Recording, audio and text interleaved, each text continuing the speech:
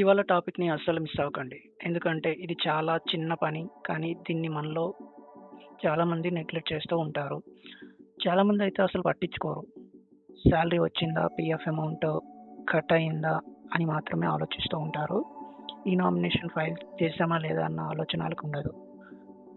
Real లైఫ్‌లో అసలు ఈ నామినేషన్ ఎందుకు ఇంపార్టెంట్ అంటే మన అందరికీ తెలుసు మన లైఫ్స్‌లో ఎప్పుడు ఏమవుతుందన్నది ఎవరికీ తెలీదు. బ్యాడ్ టైమ్ వల్ల మీకేదైనా అయితే ఏదైనా అయ్యి మీరు చనిపోతే మీ పీఎఫ్ అమౌంట్ అనేది మీ ఫ్యామిలీ మెంబర్స్‌కి వెళ్తుంది. ఒకవేళ మీరు ఈ నామినేషన్ అనేది సబ్మిట్ చేయకపోతే అది మీ ఫ్యామిలీ మెంబర్స్‌కి వెళ్ళదు. ఒకవేళ మీరు లేకుండా మీ ఫ్యామిలీ మెంబర్స్ విత్‌డ్రా చేయాలనుకుంటే వాళ్ళు గవర్నమెంట్ ఆఫీసుల చుట్టూ తిరగాల్సి వస్తుంది. అదే కానీ మీరు ఇప్పుడే ఈ నామినేషన్ సబ్మిట్ చేసుకుంటే వాళ్ళకి ఎలాంటి ప్రాబ్లమ్ ఉండదు. వాళ్ళు ఇంట్లో వాళ్ళ మొబైల్ నుంచే విత్‌డ్రా చేసుకోవచ్చు. చాలా ఈజీ ప్రాసెస్ ఇది. కేవలం 3 మినిట్స్ మీ టైమ్‌ని స్పెండ్ చేసి ఈ ప్రాసెస్‌ని కంప్లీట్ చేయొచ్చు. ఈ వీడియో చూసాక కొంతమందైనా ఈ నామినేషన్ ఇవాళే చేసుకుంటారని అనుకుంటున్నాను.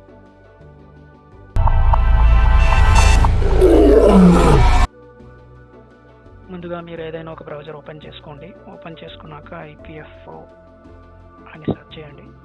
మీకు ముందుగా అఫీషియల్ పేజ్ అనేది ఓపెన్ అవుతుంది. దాన్ని ఓపెన్ చేసుకోండి. ఇలా మీకు ఈపీఎఫ్ఓ అఫీషియల్ పేజ్ ఇంటర్ఫేస్ అయితే ఇలా చూపిస్తుంది. ఇందులో మీకు ఫస్ట్ ఆప్షన్ ఉంది కదా సర్వీసెస్, అందులోకి వెళ్ళండి. వెళ్ళాక ఫర్ ఎంప్లాయీస్ అని ఉంది కదా, దీనిపైన క్లిక్ చేయండి. తర్వాత కొంచెం స్క్రోల్ డౌన్ చేసుకుంటే మీకు ఇక్కడ సర్వీసెస్ అని ఉంది కదా, సర్వీసెస్లో మెంబర్ యూఏఎన్ ఆన్లైన్ సర్వీసెస్ అని ఉంది కదా, దీన్ని ఓపెన్ చేసుకోండి. ఓపెన్ చేసుకున్నాక మీకు మెంబర్ పోర్టల్ అనేది ఇలా చూపిస్తుంది ఇంటర్ఫేస్. చూసుకున్నారు కదా, ఓన్లీ మెంబర్స్ అంటే ఎవరికైతే ఈపీఎఫ్ఓ అకౌంట్స్ ఉన్నాయో వాళ్ళు మాత్రమే లాగిన్ అవ్వచ్చు. మళ్ళీ ఎంప్లాయర్స్ ఇందులో లాగిన్ కాలేరు. ఓన్లీ మెంబర్ పోర్టల్ అనమాట ఇది. ఇక్కడ మీకు పెన్షన్ చూడండి, మెంబర్ ఈ సేవ మెంబర్ పోర్టల్. సో దీన్ని లాగిన్ అవ్వాలంటే యూఏఎన్ పాస్వర్డ్ ఖచ్చితంగా ఉండాలి.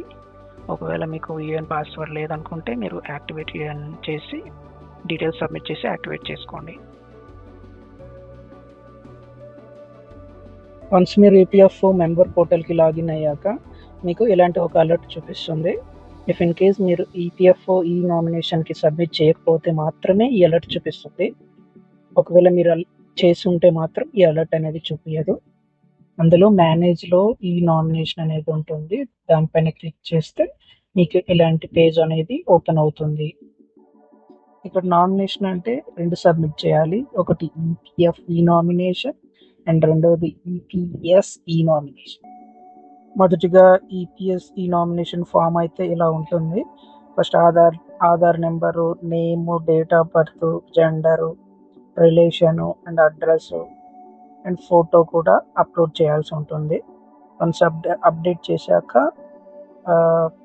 ఇక్కడ ఒక చెక్ బాక్స్ ఉంటుంది, దాన్ని టిక్ చేసి అప్లోడ్ చేయాల్సి ఉంటుంది. ఇక రెండవది ఈపీఎస్ ఈ నామినేషన్ ఫామ్ సేమ్, ఇది కూడా ఫస్ట్ దానిలోనే ఉంటుంది. డీటెయిల్స్ అన్ని ఫిల్ చేసి ఫోటో అప్లోడ్ చేసి సబ్మిట్ చేయండి. మీరు సబ్మిట్ చేశాక మీకు నెక్స్ట్ పేజ్ పెండింగ్ ఈ నామినేషన్ అని చెప్పి ఇలా స్క్రీన్ అయితే చూపిస్తుంది. ఇక్కడ మీకు ఈ సైన్ అనే ఆప్షన్ కనిపిస్తుంది కదా, దానిపైన క్లిక్ చేయండి.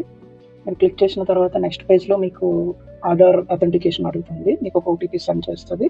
మీరు ఆ ఓటీపీని సబ్మిట్ చేయాలి. సో ఇక్కడ మీరు చూస్తున్నారు కదా, ఆధార్ నెంబర్ అడుగుతుంది.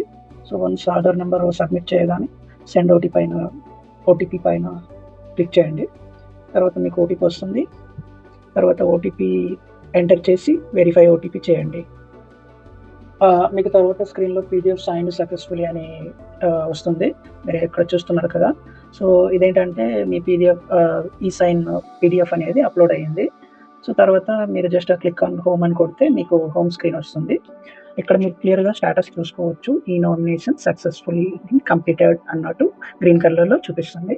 ఇంతే గైస్, ఈ నామినేషన్ సబ్మిట్ చేయడం చాలా ఈజీ. దీనికి just 2 to 3 minutes of your time అనేది స్పెండ్ చేయాల్సి ఉంటుంది.